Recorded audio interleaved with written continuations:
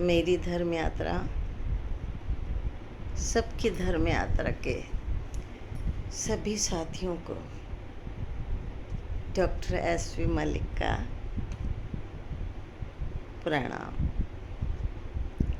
मैं आपसे रोज़ मुलाकात करती हूँ और ये बताने की कोशिश करती हूँ कि धर्म यात्रा कैसे पूरी होती है, हम उस परम तक कैसे पहुँचते हैं।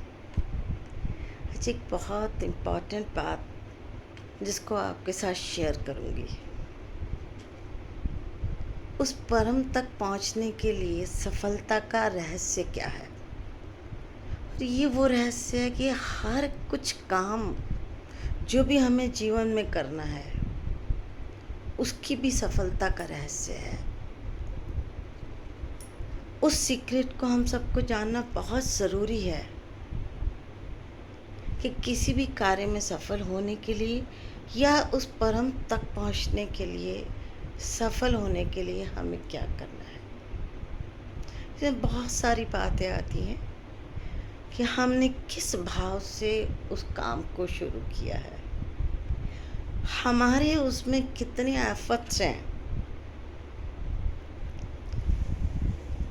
कितना टाइम हम उसको दे रहे हैं, किस टाइम हम कर रहे हैं, उसकी कितनी प्रैक्टिस कर रहे हैं, उसका कितना अभ्यास कर रहे हैं। ये सब बातें किसी भी कार्य को करने के लिए, सफल होने के लिए बहुत ज़रूरी है। तो आप नटशल में कह सकते हैं सफलता क्या है। सफलता में जैसे कि भगवान योगेश्वर कृष्ण ने गीता में कहा, कर्म कर, कर्म के फल की चिंता मत कर, निष्काम कर्म। तो किसी भी कार्य को करने के लिए या उस परम तक जाने के लिए, पहुंचने के लिए हमें उस परम की इच्छा, हमारे अपने एफर्ट्स, हमारे द्वारा किया गया परिश्रम प्लस उस ईश्वर में विश्वास कितना है, ये सब हमको सफल करते हैं। हम साधना शुरू करते हैं, भगवान को पाना चाहते हैं, आत्म साक्षात्कार पाना चाहते हैं, मगर हम क्या भूल करते हैं। एक दिन साधना करते हैं, 2 दिन छोड़ देते हैं। साधना का कोई नियम नहीं है, सुबह उठने का नियम नहीं है। जैसे पतंजलि में योग सूत्र में ये कहा गया है कि यम नियम, सबसे पहले अपने वो सुधारें, जीवन में अच्छी बातों को लाएं, बुराइयों को निकाल दें। तो हम एक नियमित लाइफ शुरू करें। अगर साधना कर रहे हैं तो साधना को एक वक्त में निरंतर करें।